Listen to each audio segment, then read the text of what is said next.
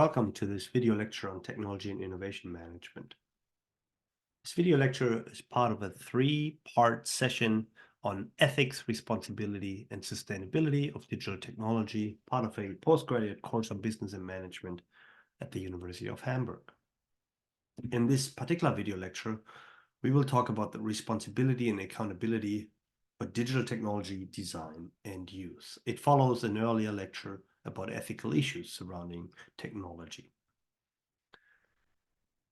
After having introduced ethics previously as a set of guidelines to stipulate morally correct right and wrong behavior, now we need to realize that in many professions and communities of practice, we have such ethical codes to specify the responsibilities of professions in the field.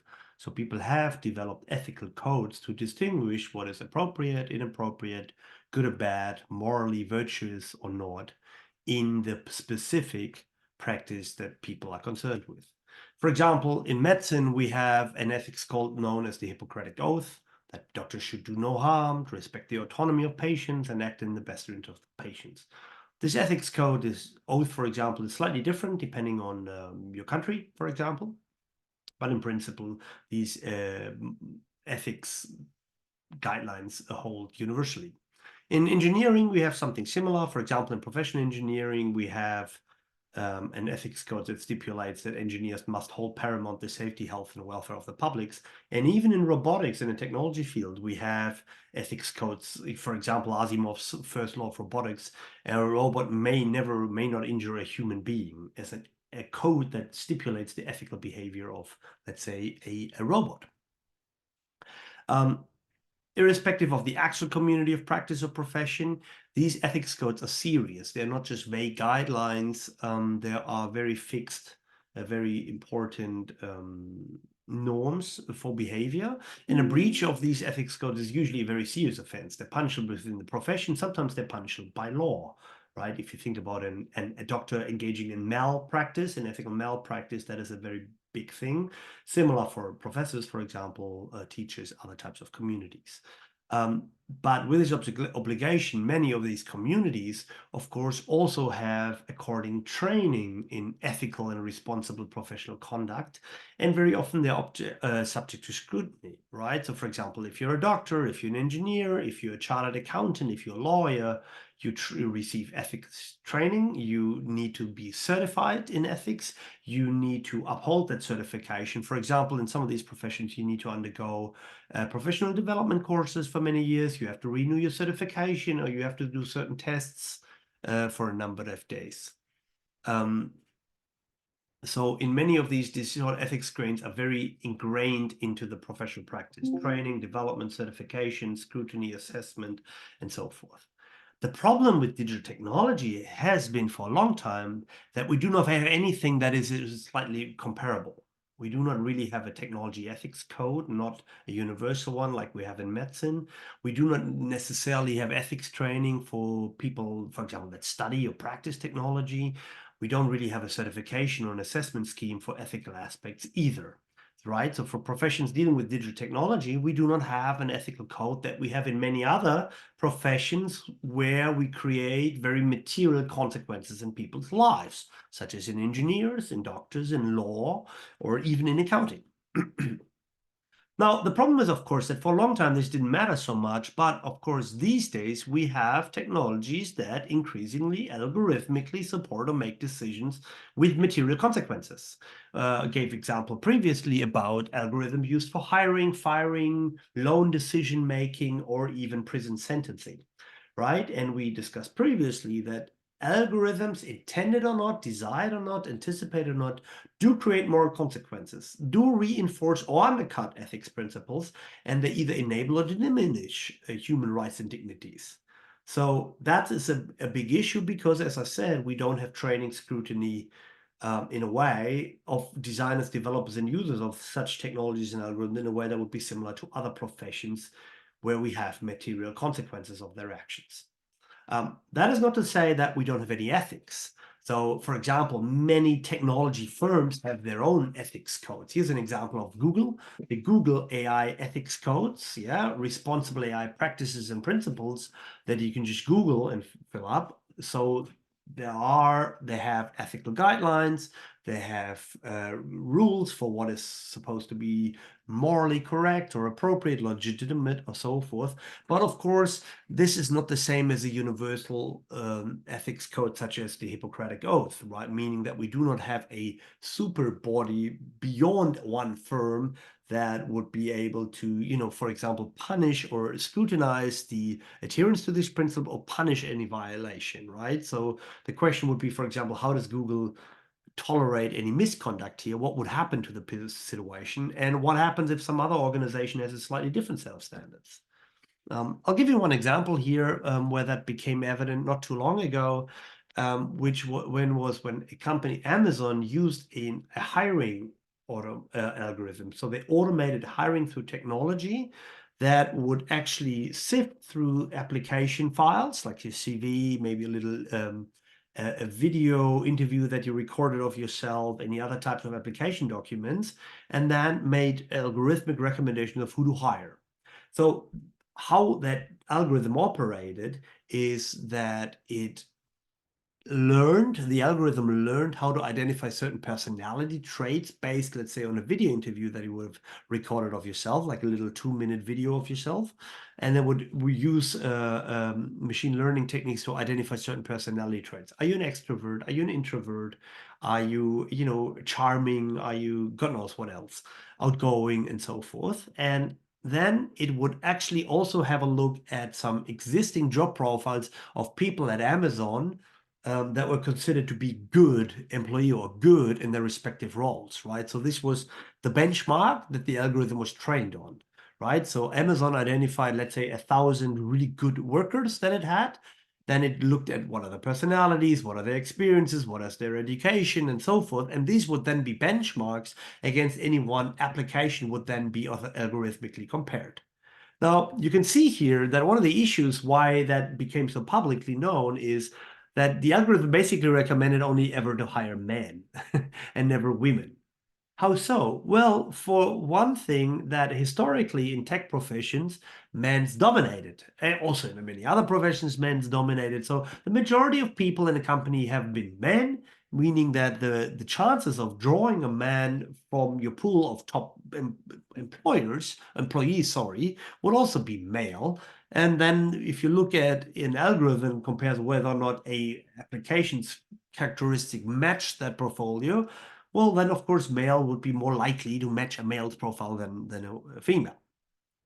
Yeah, so this is an example of a fairly unethical algorithm, so to speak, which was used in practice until it sort of blew up, as you can see here, and created bad media press, on which they, of course, they stopped it.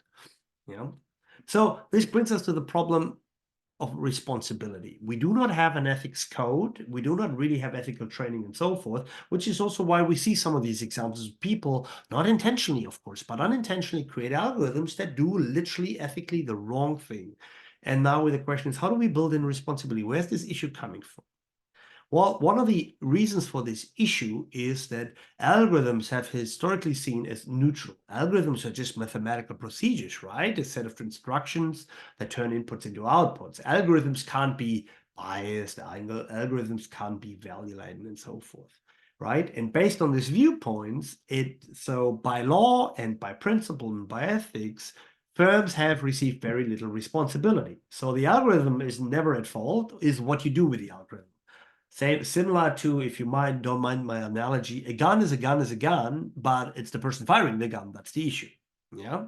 So, and the other aspect that came into it was always that because algorithmics are mathematical instructions, they are by natureless by it, right? They're not irrational, they're not discriminating, they don't have prejudices, of course, they're not human, right? So they must be better because they must be objective.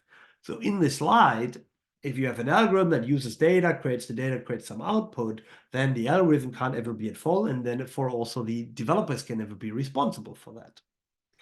Well, the issue here is, of course, is that that's not actually correct, right? Technology is always socially constructed. So that means that at some point there's always some human or some group of humans that decide to make certain design decisions and create this algorithm.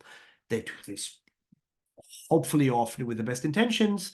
But of course, everything they do is colored by these developers' own morals, judgments, biases, prejudices, whether or not they had a good day, God knows what else. So that's number one. Number two, algorithms do nothing unless they operate on data, right? So the data itself is, of course, also socially constructed. Data is accrued from all sorts of situations where usually humans were involved, right? If you take an algorithm that compares the profiles of job candidates to those that have been hired at Amazon, well, these people have been hired by people. And people have made the decision whether or not an employee is a model employee and should be a benchmark for future candidates. These are all socially constructed data points. Yeah, similar if you think about predictive policing, or if you think about a courtroom algorithm that makes sentencing decisions based on prior sentencing decisions, which were, of course, carried out on humans in human situations and so forth. And the third aspect is, of course, technology has always been used both in intentional and unintentional ways. Yeah, we've always appropriated technologies in all sorts of ways, some of which were intended by the designers and some of them are not. So from all three aspects, we have to say that technology cannot ever be neutral. The algorithm isn't neutral, the data isn't neutral, and the use of the algorithm is also not neutral. So I'll give you one example to illustrate this. This is a very famous example. It's called the Compass algorithm. That's an algorithmic case decision tools that has been in use in courtrooms throughout the United States, in states such as New York, Wisconsin, California, and many others. And it assesses the likelihood of what's known as recidivism. So the question whether or not an offender that is being, in jail, how likely is that person when they get released to recommit a crime, right? A repeat offender. That's called recidivism. Yeah. The idea for or why they've built this algorithm is actually to avoid human biases in legal decision making. Just to give you one example, which is a funny one, there is a known human bias in legal decision making, which is called the hungry judge effect, which basically says that those decisions made by a judge in court tend to be harsher if they're just before lunch than after lunch. Why? Because the judge is hungry and wants to get it over with, and it's a bit clarky because he needs some sugar and so forth. Anyway, so how does this algorithm operate? Basically operates by calculating a score on what's called the violent recidivism scale that you see here, like a prediction of a violent offense to occur following release. Yeah, it uses data or indicators such as a person's history of violence, a history of non-compliance to laws. That could be, for example, also your school record, whether or not you've been thrown out of class a few times, stuff like this. Vocational educational problems, so your schooling history, whether or not you dropped out of a course, out of your degree, out of a apprenticeship at some stage. Your person's age at intake, so when's the first time you were sentenced to jail? And the person's, sorry, that's the person age at first arrest, and the age at intake, when's the time you actually were, released into prison. Typically, it is that people that have, you have an early career of sentencings, they actually tend to be more likely or sort of more correlated with being repeat offenders. Yeah. Now, with this algorithm instruction, it led to weird situations. One example of that is what you see on the right-hand side here, is that you have two petty theft arrests, so two people that got arrested for petty theft. One of which, Werner Prater, is a seasoned criminal, has lots of jail time and so forth. And Bishop Borden, who had minor misdemeanors on the record when she was a juvenile in the project, basically, and she had a higher risk than the male white offender that has actually a more hefty record of violence and criminal offense, for a variety of reasons that stem to do with the types of indicators that are being used in the data, which basically discriminates against Black people. And discriminates people with certain criminal records and so forth, because historically they've been found to be sentenced more to jail. Not saying to commit more crime, but to be more sentenced. So again, in an example like so many others we've had so far, is that's an unethical, or it's an algorithm that is not ethical in a particular way. And of course, this compass creates moral, material consequences for people's life, whether or not you're being classified as a likely repeat offender or not, has a lot of implications on your job prospects, whether or not you actually get a longer court sentence, whether or not you are entitled to parole, etc. And it diminishes stakeholder rights and dignity, right? So this case became very famous because that compass score proved to be significantly unreliable in forecasting violent crime. Right, so it was very bad in predicting an actual violent crime from people that were released from prison to actually occur. It also disproportionately harmed certain individuals that then had longer-term negative impacts, such as Black people or people of color. Yeah, so for example, it had a lot of more type 2 errors, so falsely labeling Black defendants as future criminals compared to white defendants who were more frequently misclassified at low risk. So these had a lot higher type 1 error. So they weren't classified as repeat offenders, even though in fact they turned out to be. Another issue here is that this exact nature of the algorithm was not transparent, right? It's a trade secret. It was a for-profit company that sold ethics, or the compass, sorry, to the state, to the courtrooms. Which also then meant is that when individuals that were accused of a crime and then were being labeled as a likely repeat offender couldn't question that, as they would have normally been able to do if they had, let's say, an expert witness that would have said, from my expert position, I would qualify this person as a likely repeat offender. Then you can have an interrogation and question that judgment. But of course, you cannot question an algorithm where the exact nature is a trade secret and not disclosed or not transparent to you. Yeah. So if you want to try this out for yourself, there's actually a very nice interactive web page from a Technology Review, which is an online journal. And the link is here. And it basically asks you to try to do a fair, make a fair decision as a judge in a courtroom, right? And compares your actions to that of an algorithm. And you can try it out, and it's very revealing of, first of all, how biased we are, right? Second of how difficult such a decision is. And thirdly, and importantly, how it's basically next to impossible to do the right thing, to do the universally correct thing in such a situation.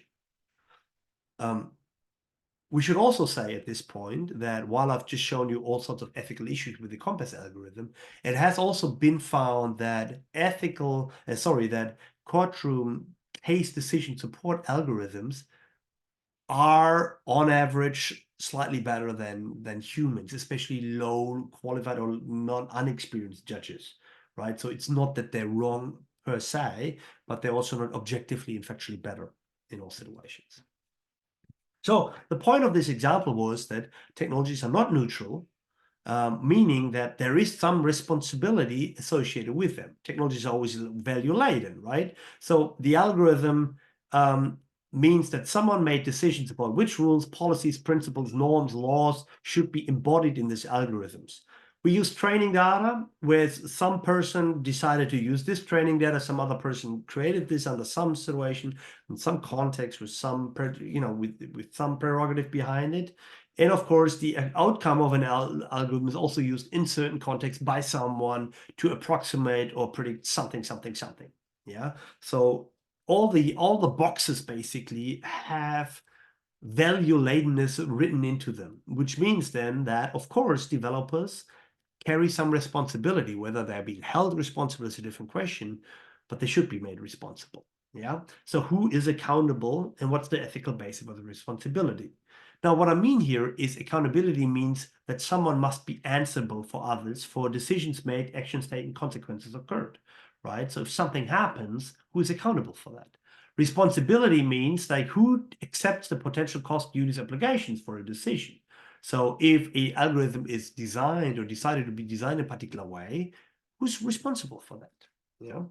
And again, historically, this has been entirely been on users, not on the developer or the developing firms. If you remember that example from Google's search algorithm that predicted likely search terms, which turned out to be, so for example, discriminating women or, otherwise be unethical. That has traditionally been on the users, not on Google's. A more modern view that is emerging now, I must say, is that responsibility, accountability must at least partially be shifted to developer or the developing firm that originated this technology. And that, of course, concerns many aspects. What are the rules, policies to apply in algorithm development? What are the ethical norms of algorithm development? What are the reference points that are appropriate fair for training data to be used? What biases exist in the data themselves? What is a fair, appropriate use of source data? How do we ensure the accuracy of this data? And what do we do with the outcomes? And how do we use the outcomes in any decision making that may still be done by humans? So how do we do this? All right. So if we shift responsibility to the developers of algorithms, then the question is, well, what exactly does that mean? And that can be very, very tricky, right? And here I brought an example for trying to develop a fair algorithm. Yeah. So we want to develop an algorithm that always comes up with a just and fair outcome for everyone, right? So it's maybe based on the Kantian imperative, like I wouldn't want to do unto others as I would have others do unto me. So then that's fair. So what does that actually mean? So there's a couple of different ways of trying to be fair. One of them is called distributive fairness, making sure that the outcomes of the algorithm, right, what it produces, that they're fair, or that the algorithm procedure is fair, right? So that we follow a fair process, even if the outcomes may or may not be fair themselves. So I want to talk you through some of these fairness design procedures. The first approach that has often been used is basically fairness through unawareness. What that means is that we now, in many situations, have what are called protected attributes. So by law stipulated that certain attributes may not be used to make a decision about something, right? So, for example, we have certain characteristics that by law cannot be used to discriminate anyone for anything, algorithmic or otherwise. Race, religion, gender, origin, marital status, age, socioeconomic status, by law shouldn't influence what loan credit you get, whether or not you get accepted to university, whether you can be hired for a job, whether you can get that, rental application successful, stuff like that. So by law, all of that would be discriminatory. So by law, we cannot, these attributes do not matter, should not matter, right? So one design approach in algorithms may have been, well, let's just leave them out then. Ignore all this information. If we're unaware, we can't discriminate, right? And for one system that did this was the Apple credit system that ran for a while, that in Apple stores you could get a credit score and get pay off a new device or whatever with a loan. And that Apple credit system tried to be fair by not using any of this information in their credit assessment score. The problem is that these protected attributes typically very strongly correlate with other attributes. So, for example, even if we are not allowed to discriminate based on race and gender, the reality is that, for example, women still have a lower income than men, that Black women have an even lower income, and so forth, that people from certain national origins in certain age have different types of qualifications, therefore make different incomes and so forth. So even if we take something like your income as a basis for your credit score, this income correlates with protected attributes that we're not allowed to use, right? So what we get through a design algorithm that tries to be fair by not using this data is actually a very unfair outcome because it overlooks the hidden correlations. Second, a design approach is to do something that's called group focused parity, demographic parity, right? So that means we try to reach a positive outcome at the same rate for different groups, irrespective of the categories of a protected attribute. So that neglects individual unfairness. So where you see this, let's say outside of an algorithm, is that you're trying to make sure that the composition, let's say, of a board room is now gender equal. Yeah, as many women as men, or as many people of certain ethnicities as are proportionally in the composition of a particular population group, stuff like this, right? So if we have a board of 10 members, We want to have 5 women, 5 men, 3 of them should be married, 6 of them should not, 5 of them should have children, and so forth. So we're trying to have group focused parity so that all are equally represented in such a situation. The problem here is that we're changing the odds for candidates outside of the qualifications that are supposedly really matter for the situation, right? So it could be that if you have the situation that sometimes you have candidates including to meet in a particular sample or group to meet the parity requirements, otherwise they would have failed to meet the qualifications.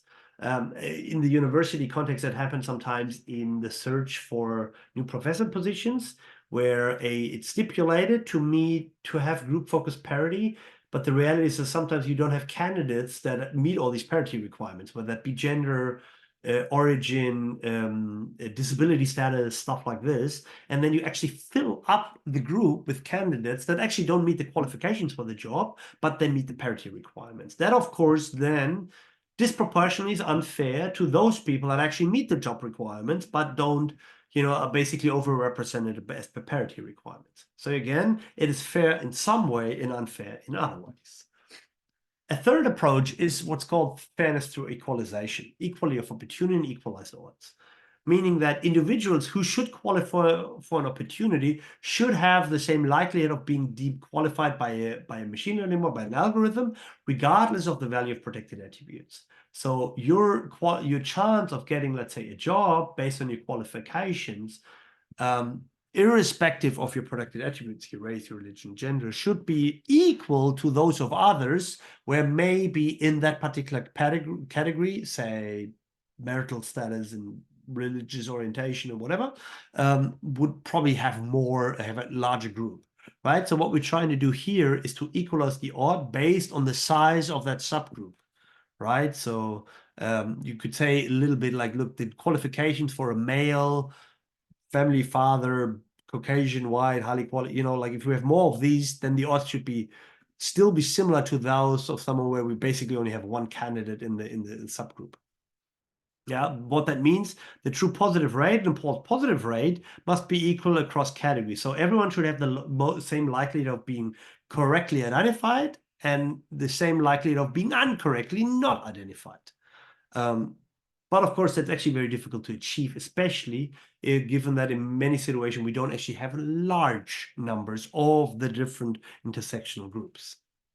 Now, if you want to put these 3 different design approaches, these 3 ideas of producing a fair algorithm, of designing a fair technology next to one another, they vary alongside a couple of different dimensions: and consistency, accuracy, ethicality, representativeness, bias suppression, correctability. And some of them might be very useful. Some of them might be useful depending on what you want to achieve. So for example, equalized odds are very good to remove barriers to entry, like getting to an admission, getting to an interview, getting an opportunity to apply for a job. Others, like demographic parity, accuracy parity, might be better to improve representation of minority groups, right? So to give you an example, equalized odds is what many people now try to do in hiring committees. And demographic parity is what we see, for example, when you look at boardroom representation of women in publicly listed firms, to make sure that minority groups, of which women are still one, have better representation as CEOs, CIOs, and so forth. Now, as you can see here, this question of assigning responsibility and accountability, even if we accept it, how do we do this, is we don't really know as yet, right? So this very idea that responsibility is at least partially shifted to the developing firm, not just with the user of technology, is fairly new. It's only a couple of years old. And what we've seen since then is that we've had different approaches for shifting this responsibility. Yeah, and they are basically listed here. The fourth one, training, I put into brackets because training would be a way of ensuring ethical responsibility, making sure that technology developers, software developers, AI engineers, and so forth would receive this training. But it hasn't happened yet, not on a global standardized kind of scale anyway. The other three are ethics-oriented principles, the human-in-the-loop approach, and of course, regulation. And I want to talk about these things. So the first one, what we see at the moment is that many developing firms or communities of practice are now developing ethical principles. And you would have heard about them: responsible AI development, responsible algorithms, ethical systems design, and so forth. So all of these are based on the idea that we can stipulate a set of principles that we follow, similar to the idea of ethics codes that we have in other professions, right? And I showed you that example of Google's AI ethics codes, for example. This is another one. This is from the Bertelsmann Stiftung in Germany, Algo rules for the design or for the ethical design of algorithmic systems. There's a variety of these out there, which is also part of the problem, because the reality is that we had now developing many of these principles, but we don't have the ethics code, right? We have company A follows their principle, company B follows a different set of principles.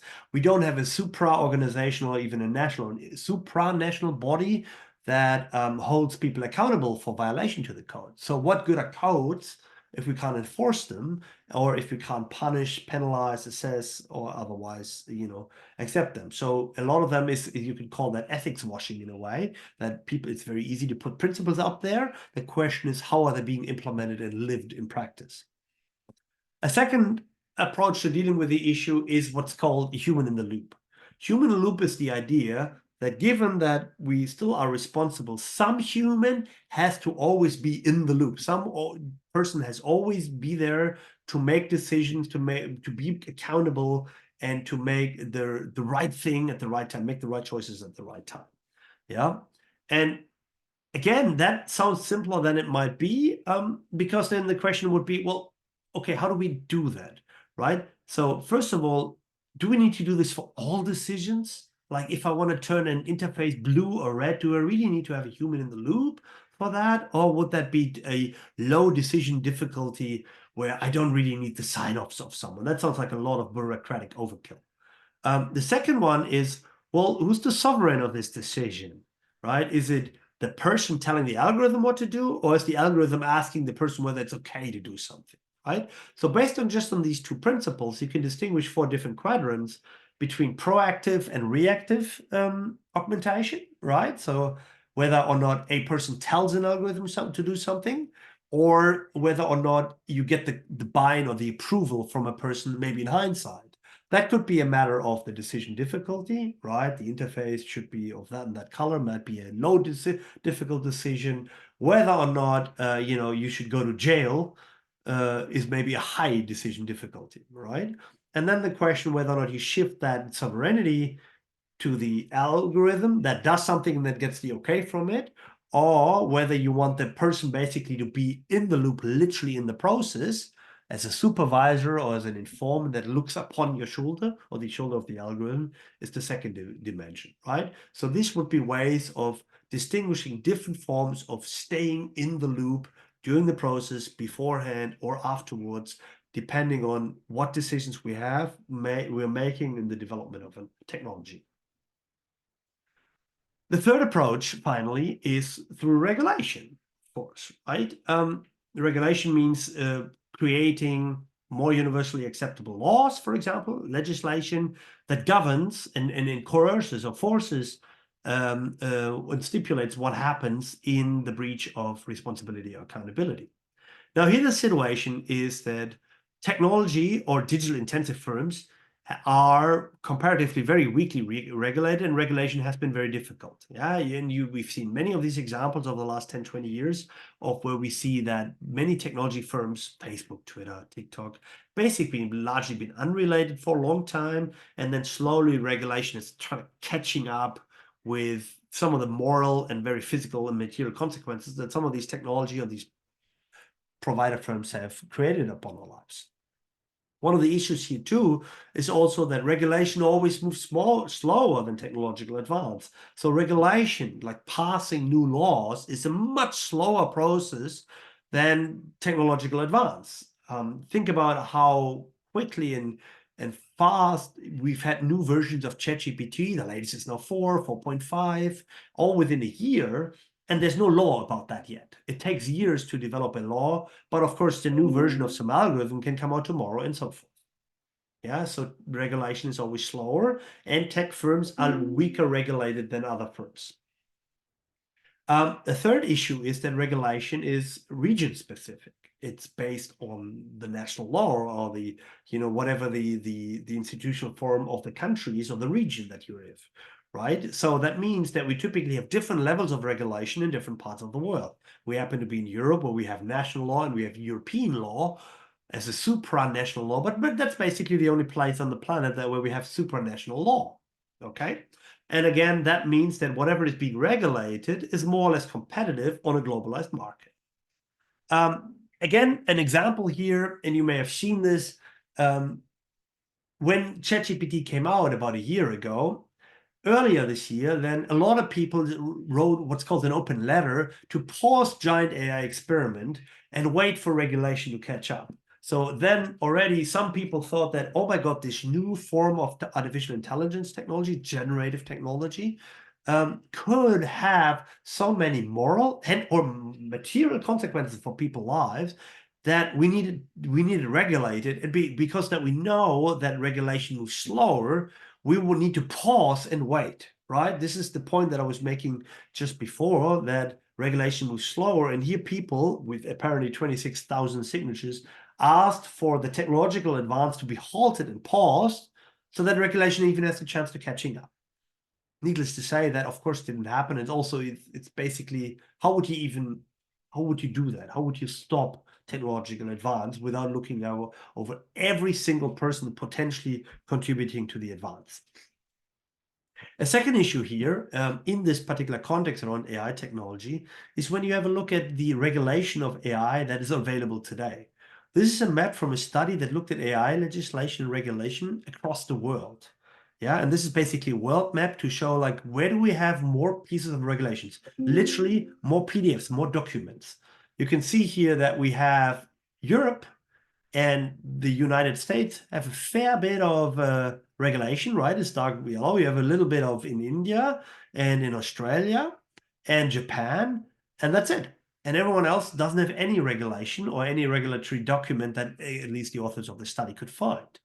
Yeah. So first of all, regulation isn't even uniformly distributed. In some places, we have no regulation whatsoever, right? So by the looks of it here, as per this particular study, South America, Africa, large parts of Asia would be like that. The second one, if you look at the content of these regulations, they found 84 documents in total, right? Distributed as I've just shown you. They don't even about the same thing. So the ethics code, like the principles, right? The universal moral principles that should underlie technology development, they don't even compare them. Yeah, transparency, fairness, non-maleficence, they appeared in most, and with most, I mean something like 70% and upwards of all these regulation documents. Not in all, but at least in most of them. Privacy, freedom, trust, not so much at all, roughly in half of them. Yeah. Sustainability, if you're interested in like the environmental cost of some technology, only in 20% or less than 20% of these regulations. So you see here, even the question of what is actually ethical in technology, what should it be doing, or what aspects should be looked for when we're trying to do the virtuous or morally or ethical technology, not even that is a universally accepted understanding. It all very much depends on your cultural and regional background of what you think or what you consider ethical. And it's not the same whether you're in Europe, Western part of the world, in Asia and Africa, South America, or wherever else. Final example here is, and you may have seen this very, very recently, is that in Europe, as one weird part of the world that actually has a supranational law, like a law beyond the national law, they have agreed upon what they call the AI Act, right? Which is a regulatory framework that classifies artificial intelligence technology by risks and then mandates various development and use requirements. So this is the first legal regulation of this kind that stipulates what you're allowed and not to do when you're developing or using artificial intelligence technology. This is a very, very new thing, and therefore it created quite a bit of buzz because it's basically the first thing we've ever seen of that nature of something beyond a country. The version that we have now, which is from June, is basically around data quality, transparency, human oversight, right? Human in the loop, accountability as ethical principles. And just literally 5 days ago, on December 9th, 23, the political agreement, like the European Parliament, the representatives of all the members of the European Union agreed on this act, which was a breakthrough because that means now this act can now be implemented in law, which then in national laws and literally can then be enforced by courts or the police or whatever else. Yeah. I also want to point out, of course, that people will say that this will impact technology firms in Europe's competitive and technological sovereignty, of course, in the good or the bad way. And finally, just let me show you what that looks like. It basically stipulates different classes of AI technology by their risks to create undesired moral and material consequences. Yeah, and depending on where you sit on this, you have certain obligations to fulfill in development and use. So you can see here social scoring, which is a technology used, for example, in China, is unacceptable and is not allowed at all. You're not allowed to operate such a technology legally in any European country, or you will not be able to. A high-risk AI technology would be something that looks into the safety components of vehicles, education, public services, so anything of a broader societal impact. Let's say self-driving cars, let's say algorithmically enhanced teaching and public education, law enforcement. Here, the requirements will be a conformity assessment, meaning that there will be some sort of criteria catalog against which your technology that you're developing, your procedures and the outcomes will be assessed against, and you have to meet these requirements. Third, limited risks are, for example, emotion recognition, biometric categorization, deepfakes, chatbots. ChatGPT falls under this, is considered limited risk, meaning that you have a transparency obligation, meaning that if you have any technology involving ChatGPT, or if you're using ChatGPT to do something, you will have an obligation to be transparent. So you have to disclose that this is operating on the basis of a large language model, of a version of ChatGPT, on the basis of deepfakes, stuff like this. So you can think about, news reporting that would have to say this is, I don't know, like a impersonation, like a deepfake, a DeepL video, a video created with generative AI or a text generated by ChatGPT, stuff like this. This brings us to the end of this long lecture. I hope you learned something on responsibility and accountability of digital technology. Thanks for listening, and thanks for watching.